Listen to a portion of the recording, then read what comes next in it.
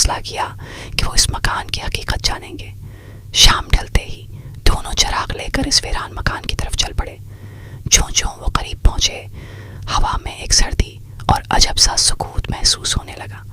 दरख्तों की सरसराहट तो और कहीं भेड़िया की दहाड़ और कहीं से आती हल्की हचकियां सब कुछ उनके दिल की धड़कनें बढ़ा रहे थे। मकान के दरवाजे पर पहुंचकर अली ने हिम्मत करके धकेल दिया। दरवाज़ा अपनी पुरानी जंग आलूद टूटी हुई जालियों के साथ खुला और अंदर घुसने पर लकड़ी के फर्श की खड़खड़ाहट ने उनके दिलों को मजीद दहला दिया। उनके कदमों की आवाज़ें खाली हाल में गूंज रही थीं। अचानक फहद ने देखा कि एक साया दीवार के कोने में हरकत कर रहा है। ये कौन है? फहद ने सरगोशी में कहा, लेकिन अली ने जवाब दिया, शायद ये सिर्फ तुम्हारा दिमाग है। वो आगे बढ़े और एक पुराने कमरों की कतार में पहुंचे। हर कमरे में काली धुंध छाई हुई थी और पुरानी तस्वीर जो अब मध्यम और फट चुकी थीं दीवारों पर लटक रही थीं। अचानक अली ने एक पुरानी अलमारी खोली और अंदर से एक पुराना नोट निकला। नोट पर लिखी थी, जो भी यहाँ आए कभी वापस नहीं जाता। रात के 12 बजे दरवाजे बंद हो जाएंगे और तुम्हारी रूह हमेशा के लिए यहाँ कैद हो जाएगी।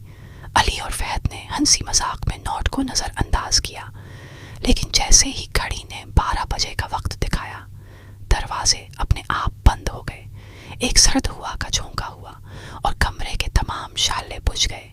अंधेरा गुना हुआ और अली ने महसूस किया कि कोई उनके कुंधों पर सांसें मार रहा है। फहद ने चीखने की कोशिश की, मगर आवाज़ हलक में ही रख गई। अचानक एक पुरानी जंगालू दायरे की रोशनी सामने जाहिर हुई और अंदर से एक धुंधला चेहरा झांक रहा था, एक ऐसी हंसी के साथ जो सुनकर खून जमने लगे। वो दो दोस्त भागने की कोशिश करते हैं, मगर फर्श जमीन की तरह उनके कदमों को रोक रहा था। हर कमरे में वही धुंधला चेहरा, वही हंसी और वही सर्द सांसें। सुबह के पहला रोशनी जब दरवाजे खुले तो गांव वाले देखकर हैरान रह गए। मकान के बाहर सिर्फ पुराना नोट पड़ा था और अली और फहद के आसार कहीं नहीं थे। तब से लोग कहते हैं कि वो मकान रात के अंधेरे में किसी की चीखें सुनाता है और जो भी वहाँ कदम रखता है कभी वापस नहीं आता।